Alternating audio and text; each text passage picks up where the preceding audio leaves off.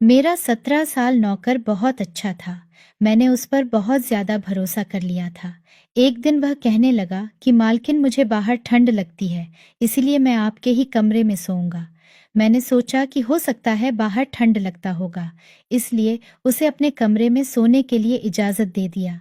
लेकिन जब आधी रात हुई तो उसने मेरे साथ लगातार 5 बार। मैं हैरान रह गई कि इतना छोटा नौकर इतना ताकतवर कैसे हो सकता है। उसने तो मेरी चीखें, मेरा नाम ममता है। मैं देखने में काफी सुंदर थी। मेरी शादी अनिल से 8 साल पहले हुई थी।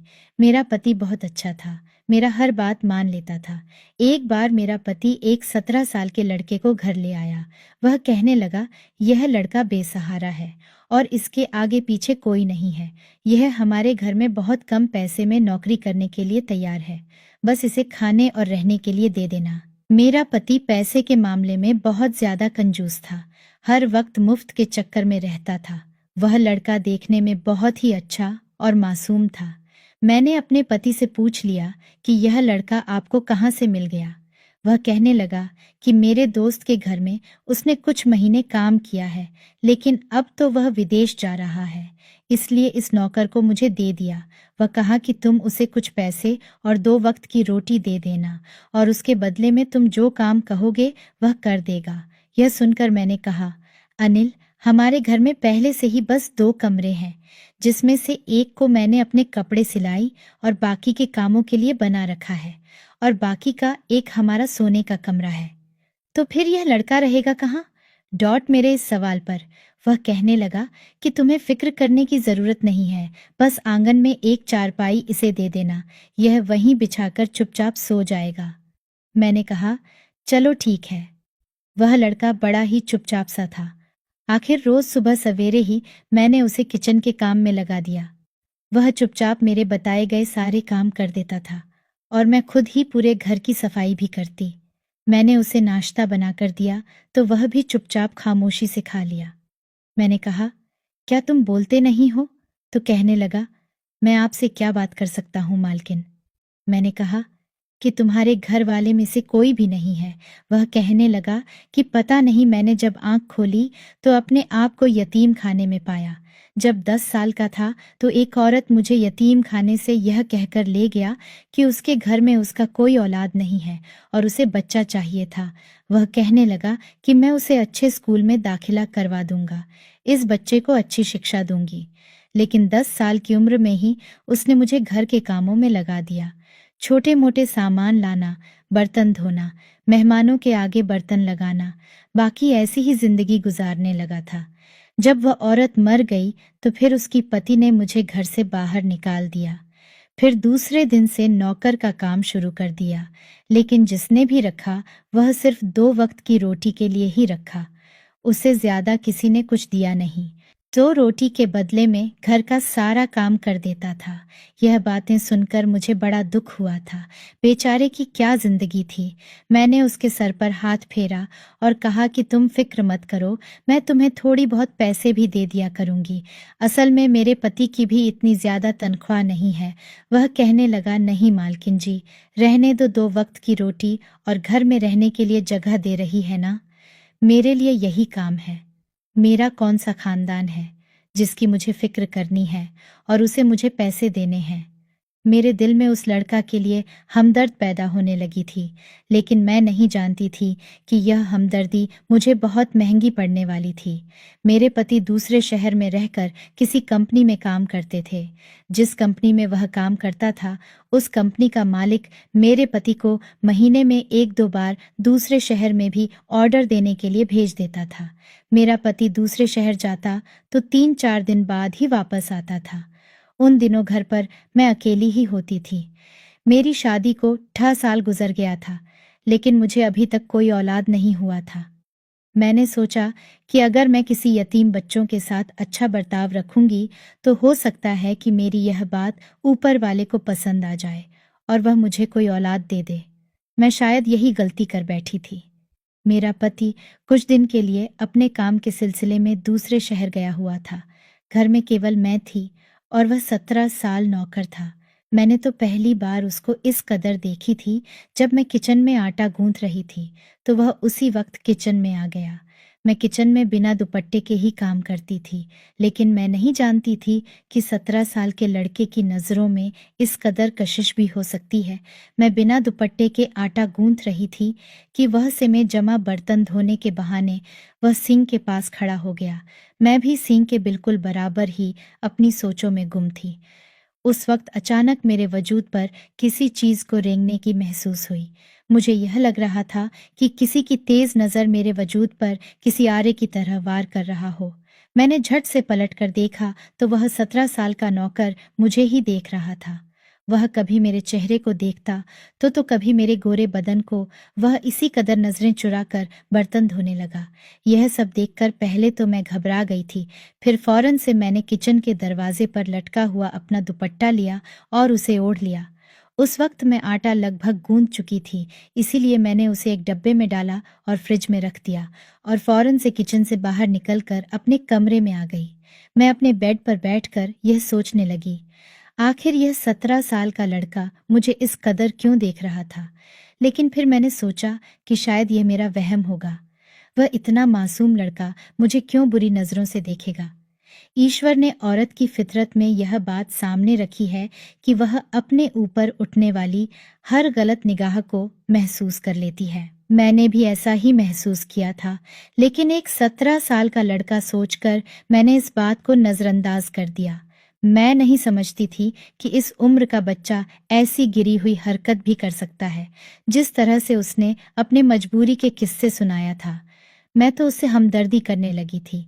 कुछ देर बाद मैं कमरे से बाहर निकल गई। मैंने देखा तो वह घर की सफाई कर रहा था। तभी मैं सोफे पर बैठ गई और उसे देखने लगी। देखने में मुझे उसमें कोई भी बुराई नजर नहीं आ रही थी। वह अपने काम से काम रखने वाला था। मैंने सोचा शायद मैंने उसके बारे में गलत अंदाजा लगाया है। उसके बाद रात का खाना खाने के बाद वह कहने लगा, मालकिन, बाहर बहुत ठंडी हवा चल रही है। अगर आपको बुरा ना लगे तो मैं कमरे में सो जाता हूँ। उसकी बात तो ठीक ही थी। शरद मौसम शुरू हो चुका था और हवा में बहुत ठंड थी। रात को आंगन में बहुत ठंड महसूस होती थी। मैंने कहा, तुम मेरे कमरे में कहाँ सोओगे? मेरा कमरा कोई फालतू का कमरा थोड़ी है। एक कमरा जिसे मैंने अपनी सिलाई के लिए महफूज रखा है। उसमें बहुत सामान बिखरा पड़ा हुआ है। कहीं सिलने वाले कपड़े हैं तो कहीं मशीन है, और वह कमरा भी बहुत छोटा है। मेरी चीज को तुम इधर उधर करके लेट जाओगे और मैं फिर ढूंढते रहूंगी। वह कहने लगा कि आप बुरा ना माने तो मैं आपके कमरे में सो जाता हूँ। यह सुनकर मैं एकदम से चौंक गई। फिर वह कहने लगा, मालकिन, मैं जमीन पर बिस्तर बिछाकर सो जाऊंगा, लेकिन बाहर मुझे बहुत ज्यादा ठंड लग रही है। मेरे पास सर्दियों के कपड़े भी नहीं हैं। मुझे उसकी बातें सुनकर उस पर दया आ गई।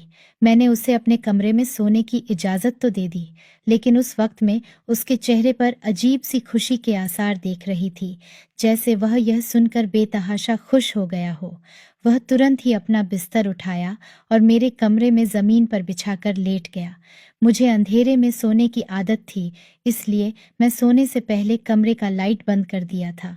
फिर मैं आहिस्ता आहिस्ता गहरी नींद में जाने लगी, और कब मैं गहरी नींद में सो गई पता ही नहीं चला। सुबह जब मेरी आंख खुली तो मेरा सर बहुत भारी सा लग रहा था। शायद जरूरत से ज्यादा सो गई थी। फिर मैंने घड़ी की तरफ देखा तो सुबह के 9 से बजे चुके थे। हालांकि मैं 9 से बजे से पहले ही उठ जाती थी, लेकिन फिर भी मुझे यूं लग रहा था जैसे मैं बहुत सो चुकी हूँ।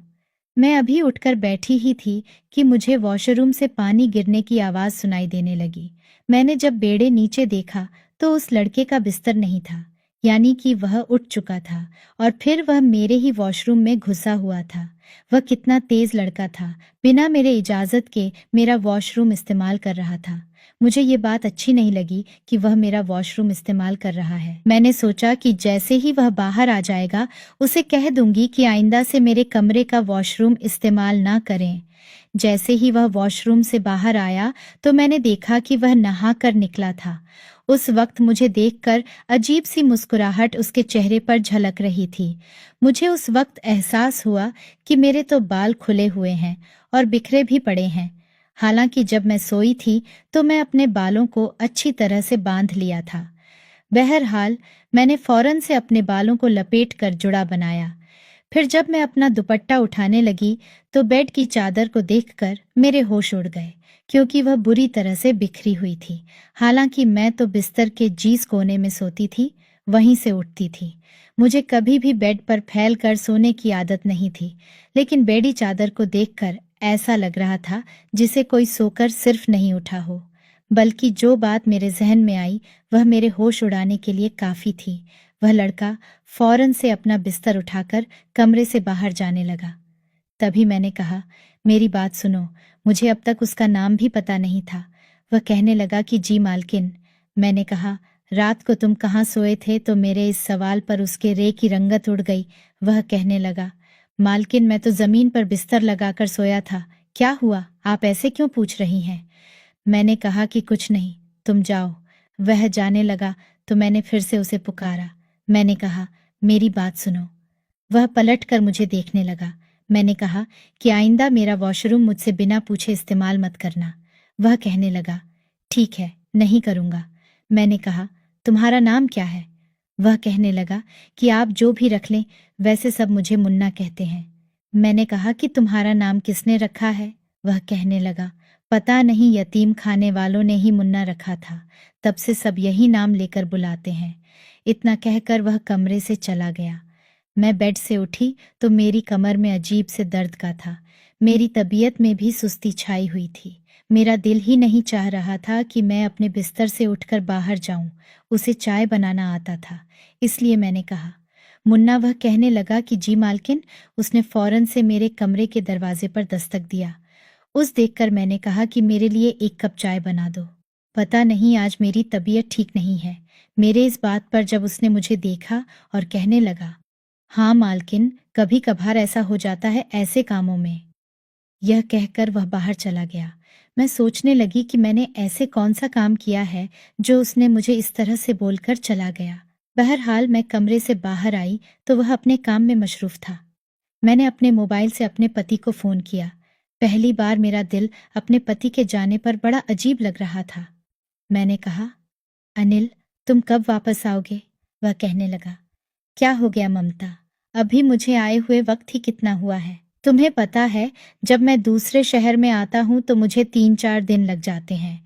पहले तो तुम कभी ऐसा सवाल नहीं करती थी, उसकी बात भी ठीक थी, लेकिन पता नहीं, इस बार मुझे कुछ अजीब सा लग रहा था। वह कहने लगा, फोन रख दो, मैं मीटिंग में व्यस्त हूँ, तुम्हें मैं रात को ही फोन करूंगा। मैंने कहा, ठीक है। वह कहने लगा, वह लड़का तो ठीक से काम कर रहा है ना डॉट?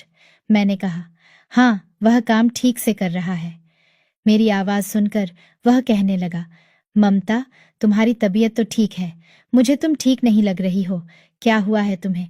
हम दोनों मियाँ बीवी ही तो थे, इसलिए हमें एक दूसरे पर विश्वास और मोहब्बत थी। हम एक दूसरे के लहजे से ही यह जान जाते थे कि सामने वाला परेशान है या नहीं।